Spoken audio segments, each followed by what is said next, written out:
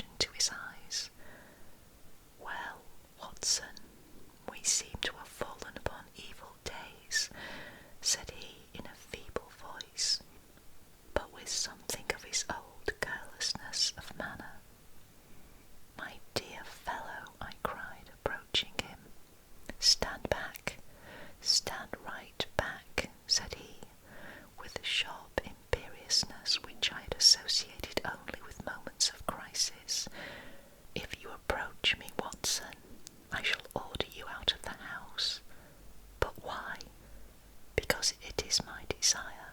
Is that not enough? Yes, Mrs. Hudson was right. He was more masterful than ever. It was pitiful, however, to see his exhaustion. I only wished to help, I explained. Exactly. You will help best by doing what you are told. Certainly, Holmes. He relaxed the austerity of his manner. You are not angry? He asked, gasping for breath. Poor devil! How could I be angry when I saw him, lying in such a plight before me? It's for your own sake, Watson, he croaked. For my sake.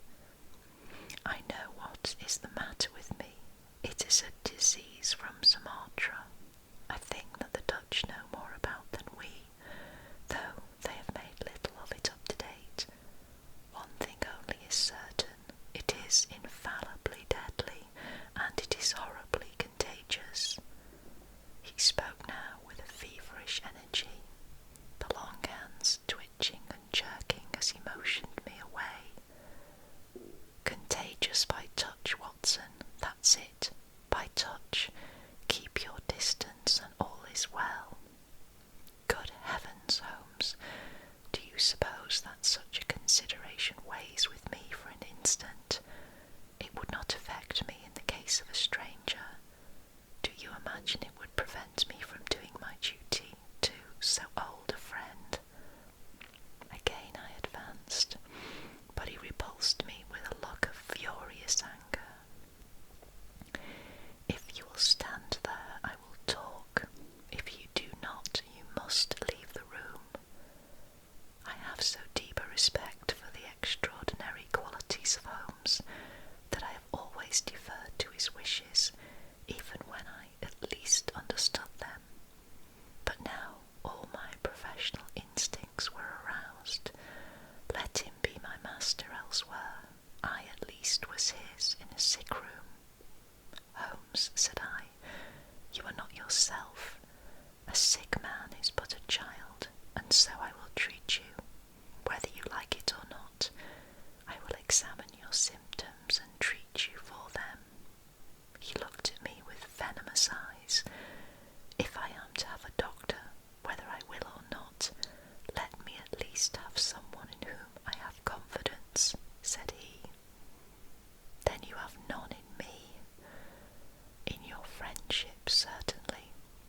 But facts are facts, Watson, and after all, you are only a general practitioner with very limited experience and mediocre qualifications. It is painful to have to say these things, but you leave me no choice. I was bitterly hurt. Such a remark is unworthy of you, Holmes. It shows me very clearly the state of your own nerves, but if you have no confidence in me, I would not intrude my services. Let me bring Sir Jasper Meek or Penrose Fisher or any of the best men in London, but someone you must have, and that is final. If you think that I am going to stand here and see you die without either helping you myself or bringing anyone else to help you, then you have mistaken your man. You mean well, Watson, said the sick man with something between a sob and a groan.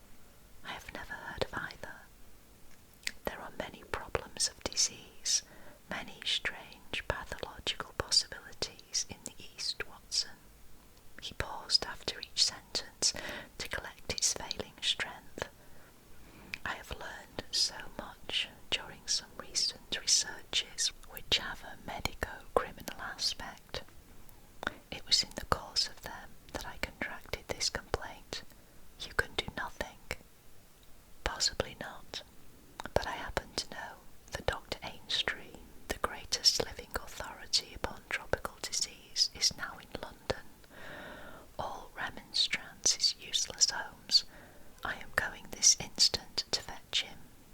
I turned resolutely to the door. Never have I had such a shock. In an instant, with a tiger spring, the dying man had intercepted me. I heard the sharp snap of a twisted key.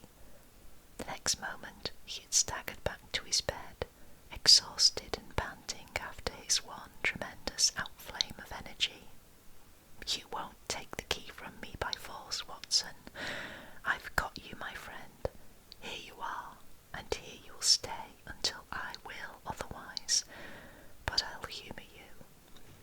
All this in little gasps, with terrible struggles for breath between. "You've only my own good at heart. Of course I know that very well. You shall have your way, but give me time to get my strength.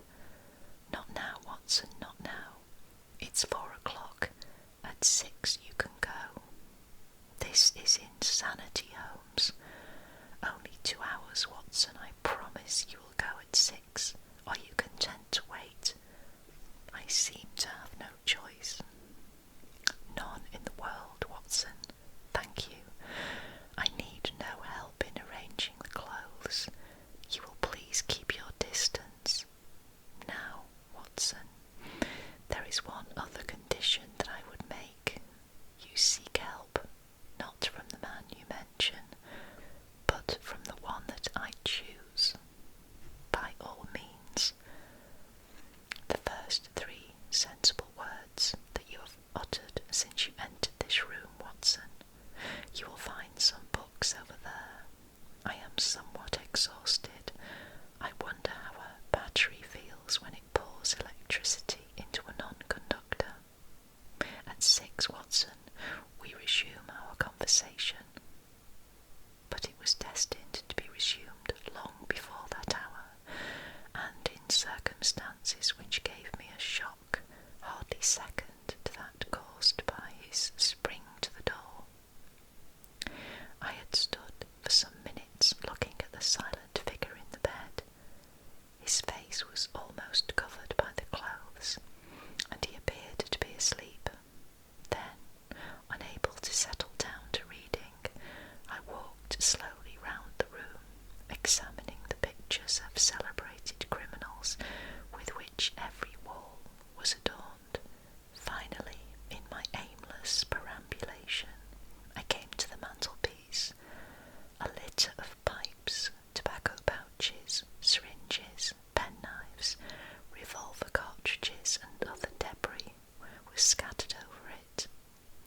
In the midst of these was a small black and white ivory box with a sliding lid.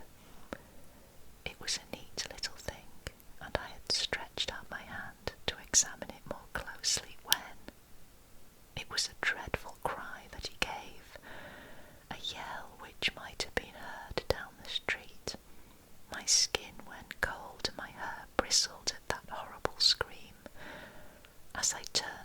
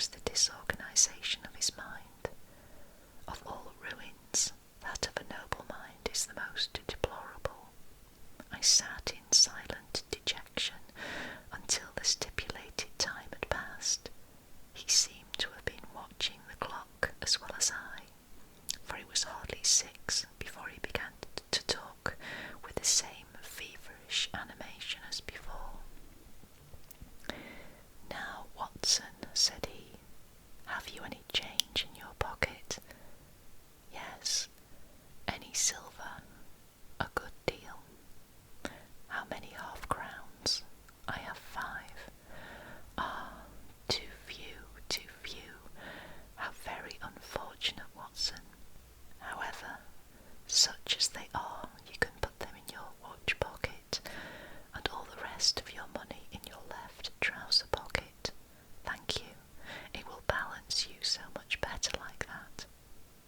This was raving insanity. He shuddered, and again made a sound between a cough and a sob. You will now light the gas, Watson, but you will be very careful that not for one instant shall it be more than half on. I implore you to be careful, Watson. Thank you. That is excellent. No, you need not draw the blind. Now you will have the kindness to place some letters and papers upon this table within my reach. Thank you. Now some of that litter from the mantelpiece. Excellent, Watson. There is a sugar tongs there. Kindly raise that small ivory box with its assistance. Place it here among the papers. Good. You can now go and fetch Mr. Culverton Smith of 13 Lower Burke Street. To tell the truth, my desire to fetch a doctor had somewhat weakened, for poor Holmes was so obviously delirious that it seemed dangerous to leave him. However, he was as eager now to consult the person named as he had been obstinate in refusing. I never heard the name, said I. Possibly not, my good Watson. It may surprise you to know that the man upon earth who is best versed in this disease is not a medical man, but a planter. Mr. Culverton Smith is a well-known resident of Sumatra, now visiting London. An outbreak of the disease upon his plantation, which was distant from medical aid, caused him to study it himself, with some rather far-reaching consequences. He is a very methodical person, and I did not desire you to start before 6, because I was well aware that you would not find him in his study. If you could persuade him to come here, and give us the benefit of his unique experience of this disease, the investigation of which has been his dearest hobby, I cannot doubt that he could help me. I give Holmes's remarks as a consecutive whole, and will not attempt to indicate how they were interrupted by gaspings for breath and those clutchings of his hands which indicated the pain from which he was suffering. His appearance had changed for the worse during the few hours that I had been with him.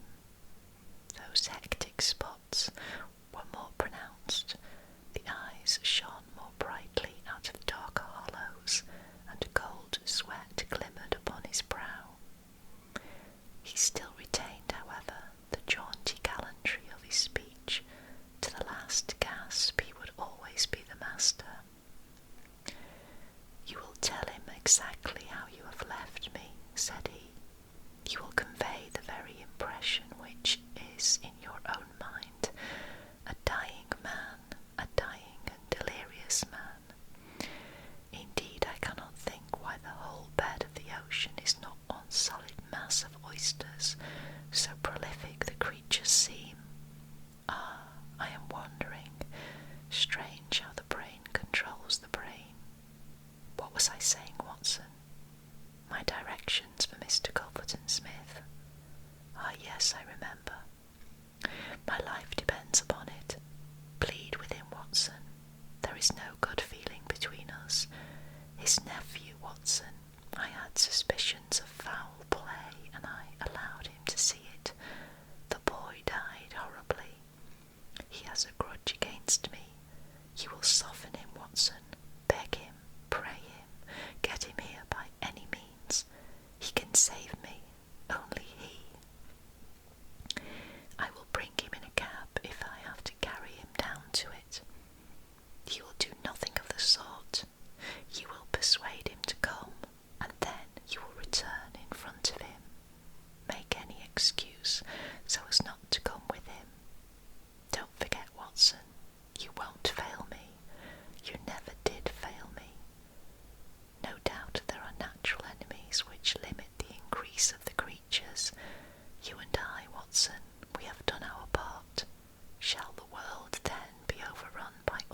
nerves. No, no, horrible. You'll convey all that is in your mind. I left him full of the image of this magnificent intellect babbling like a foolish child. He had handed me the key, and with a happy thought I took it with me, lest he should lock himself in. Mrs. Hudson was waiting, trembling and weeping in the passage. Behind me, as I passed from the flat, I heard Holmes's high, thin voice in some delirious chant. Below, as I stood whistling for a cab, a man came on me through the fog. "How is Mr. Holmes, sir?" he asked. It was an old acquaintance, Inspector Morton of Scotland Yard, dressed in unofficial tweeds. "He is very ill," I answered. He looked at me in a most singular fashion. Had it not been too fiendish, I could have imagined that the gleam of the fanlight showed exultation in his face. "I heard some rumour of it," said he.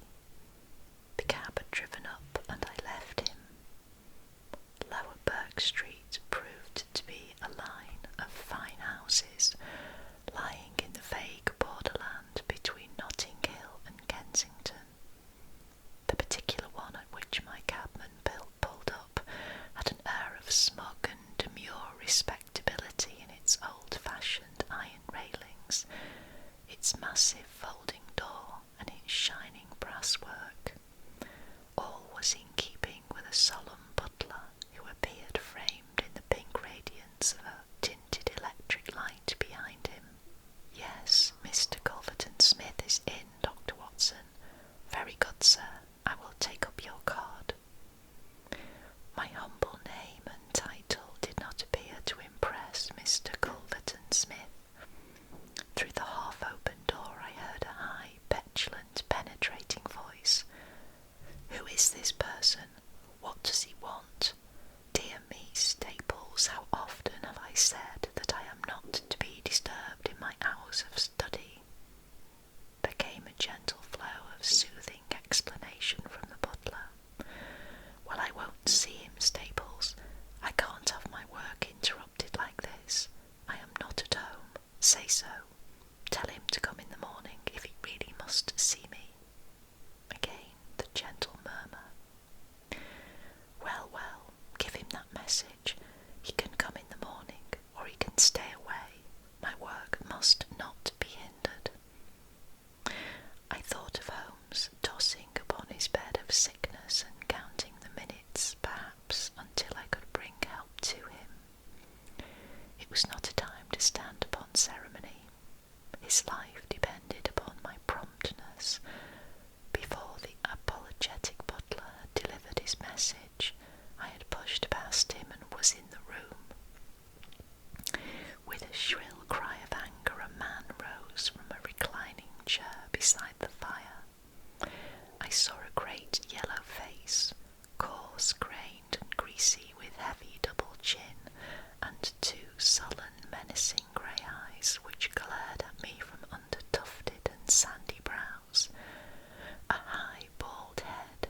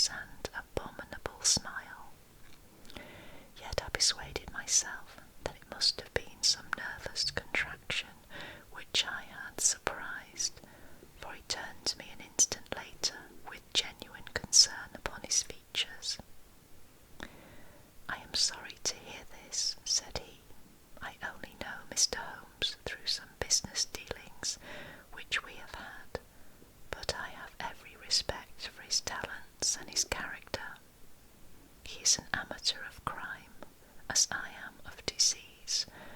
For him, the villain, for me, the microbe.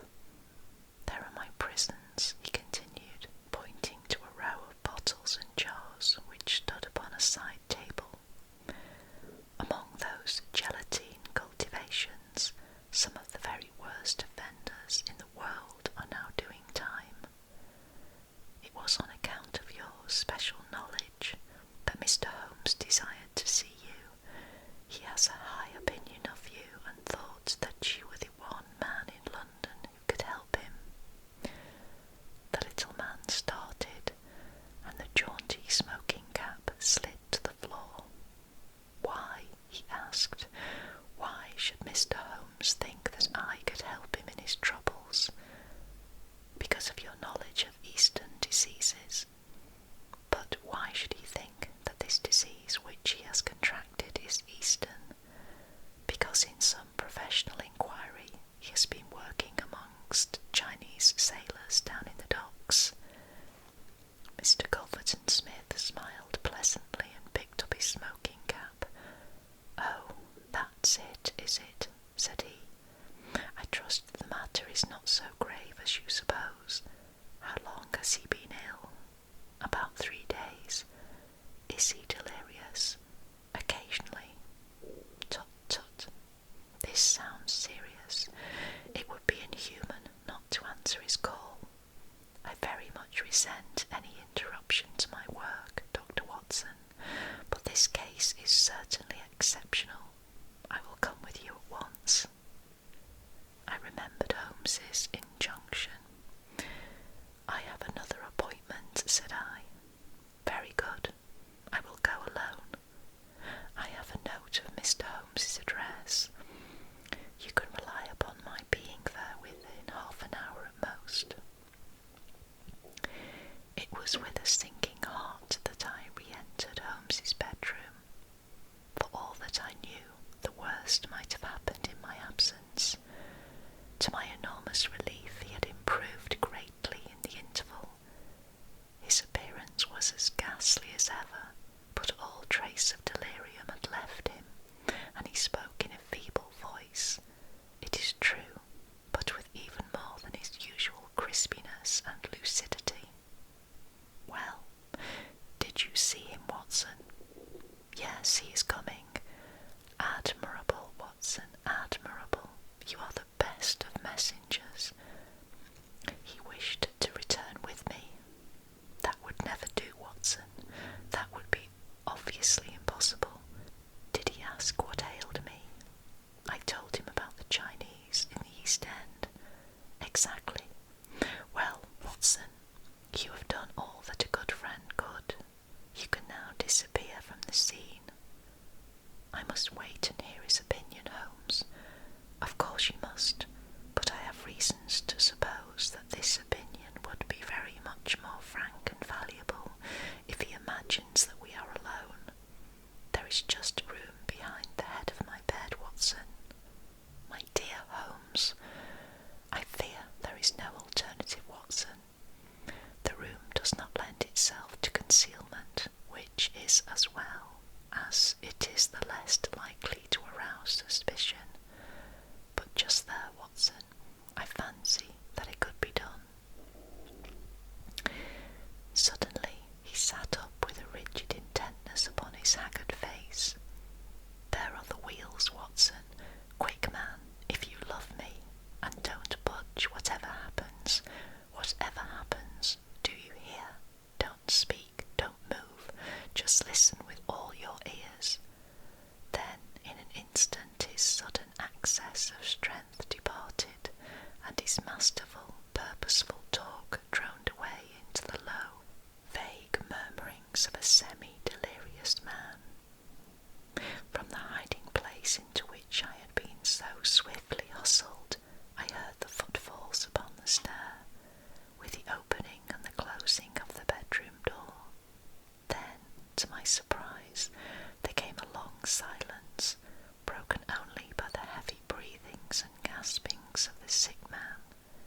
I could imagine that our visitor was standing by the bedside and looking down at the sufferer. At last that strange hush was broken. "Holmes," he cried, "Holmes," in the insistent tone of one who awakens a sleeper. "Can't you hear me, Holmes?" There was a rustling, as if he had shaken the sick man roughly by the shoulder. "Is that you, Mr. Smith?" Holmes whispered.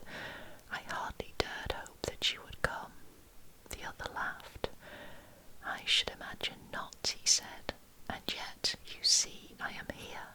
Coals of fire, Holmes, coals of fire." "It is very good of you, very noble of you. I appreciate your special knowledge." Our visitor sniggered. "You do. You are fortunately the only man in London who does. Do you know what is the matter with you?" "The same," said Holmes. "Ah, you recognise the symptoms. Only too well. Well, I shouldn't be surprised, Holmes. I shouldn't be surprised if it were the same. A bad lookout for you if it is. Poor Victor was a dead man on the 4th day, a strong, hearty young fellow. It was certainly, as you said, very surprising that he should have contracted an out-of-the-way Asiatic disease in the heart of London, a disease too of which I had made such a very special study. Singular coincidence, Holmes. Very smart of you to notice it, but rather uncharitable to suggest that it was cause and effect." "I knew that you did it." "Oh, you did you? Well, you couldn't prove it anyhow. But what do you think of yourself, spreading reports about me like that, and then crawling to me for help the moment you're in trouble? What sort of a game is that, eh?" I heard the rasping, laboured breathing of the sick man. "Give me the water," he gasped. "You're precious near your end, my friend, but I don't want to go till I have had a word with you. That's why I give you water. There, don't slop it about. That's right. Can you understand what I say?" Holmes groaned. "Do what you can for me. Let bygones be bygones," he whispered. "I'll put the words out of my head, I swear I will. Only cure me, and I'll forget it." "Forget what?" "Well, about Victor Savage's death. You as good as admitted just now that you had done it. I'll forget it." "You can forget it or remember it, just as you like. I don't see you in the witness box. Quite another shaped box, my good Holmes, I assure you. It matters nothing to me that you should know how my nephew died. It's not him we are talking about, it's you." "Yes, yes." "The fellow who came for me, I've forgotten his name, said that you contracted it down in the East End among the sailors. I could only account for it so. You are proud of your brains, Holmes, are you not? Think yourself smart, don't you? You came across someone who was smarter this time. Now cast your mind back, Holmes. Can you think of no other way you could have got this thing?" "I can't think. My mind is gone. For heaven's sake, help me." "Yes, I will help you. I'll help you to understand just where you are and how you got there. I'd like you to know before you die. Give me something to ease my pain." "Painful, is it?" "Yes, the sailors used to do some squealing towards the end. Takes you as cramp, I fancy." Yes, it is cramp. Well, you can hear what I say anyhow. Listen now. Can you remember any unusual incident in your life just about the time your symptoms began?" No, nothing." "Think again." "I'm too ill to think." "Well then, I'll help you. Did anything come by post?" "By post? A box by chance? I'm fainting. I'm gone." "Listen, Holmes." There was a sound as if he was shaking the dying man.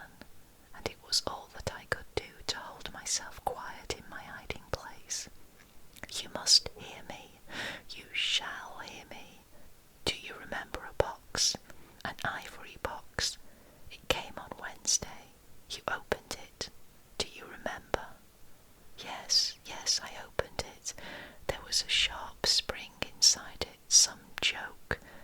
It was no joke, as you will find to your cost, you fool.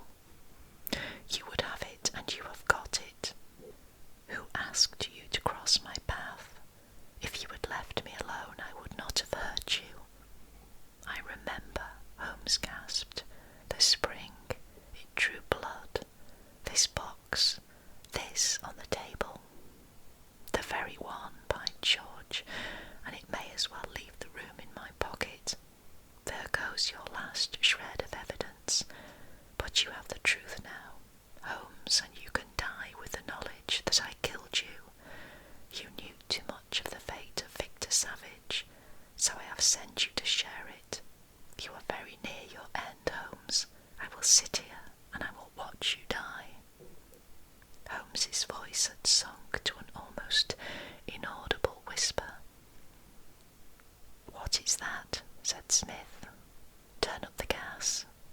Ah, the shadows begin to fall, do they? Yes, I will turn it up, that I may see you the better. He crossed the room, and the light suddenly brightened. Is there any other little service that I can do, my friend? A match and a cigarette. I nearly called out in my joy and my amazement. He was speaking in his natural voice, a little weak perhaps, but the very voice I knew. There was a long pause, and I felt that Culverton Smith was standing in silent amazement, looking down at his companion. What's the meaning of this? I heard him say, at last in a dry, rasping tone. The best way of successfully acting a part is to be it, said Holmes. I give you my word that for 3 days I have tasted neither food nor drink until you were good enough to pour me out that glass of water. But it is the tobacco which I find most irksome. Ah, here are some cigarettes. I heard the striking of a match. That is very much better. Hello, hello. Do I hear the step of a friend? There were footfalls outside. The door opened, and Inspector Morton appeared. All is in order, and this is your man, said Holmes. The officer gave the usual cautions. I arrest you on the charge of the murder of one Victor Savage, he concluded, and you might add of the attempted murder of one Sherlock Holmes, remarked my friend with a chuckle. To save an invalid trouble, Inspector, Mr. Culverton Smith was good enough to give our signal by turning up the gas. By the way, the prisoner has a small box in the right-hand pocket of his coat, which it would be as well to remove. Thank you. I would handle it gingerly if I were you. Put it down here. It may play its part in the trial. There was a sudden rush and a scuffle, followed by the clash of iron and a cry of pain.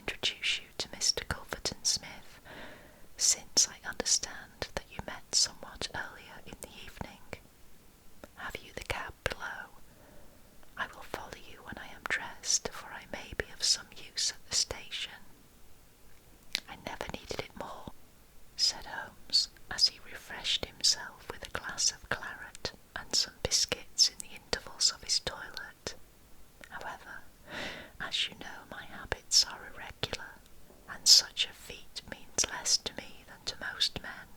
It was very essential that I should impress Mrs. Hudson with the reality of my condition, since she was to convey it to you, and you in turn to him. You won't be offended, Watson. You will realise that among your many talents, dissimulation finds no place, and that if you had shared my secret, you would never have been able to impress Smith with the urgent necessity of his presence, which was the vital point of the whole scheme. Knowing his vindictive nature, I was perfectly certain that he would come to look upon his handiwork. But your appearance, Holmes, your ghastly face. 3 days of absolute fast does not improve one's beauty, Watson. For the rest, there is nothing which a sponge may not cure. With Vaseline upon one's forehead, belladonna in one's eyes, rouge over the cheekbones, and crusts of beeswax round one's lips, a very satisfying effect can be produced. Malingering is a subject upon which I have sometimes thought of writing a monograph.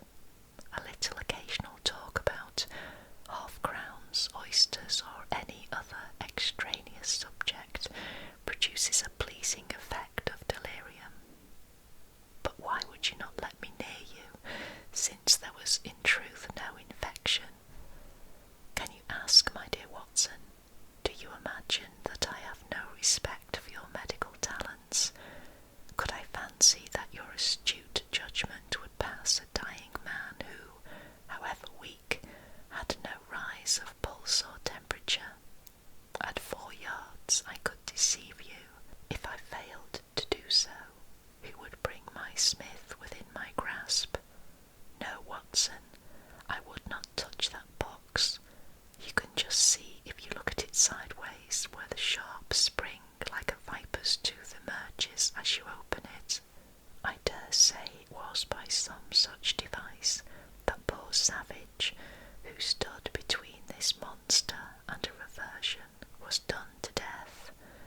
My correspondence, however, is, as you know, a varied one, and I am somewhat upon my guard against any packages which reach me.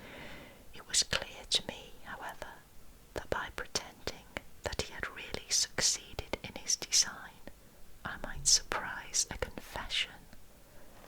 That pretence I have carried out with the thoroughness of the true artist. Thank you, Watson. You must help me on with my coat. When we have finished at the police station, I think that something nutritious at Simpson's would not be out of place. And that ends the story. Thank you so much for joining me. This is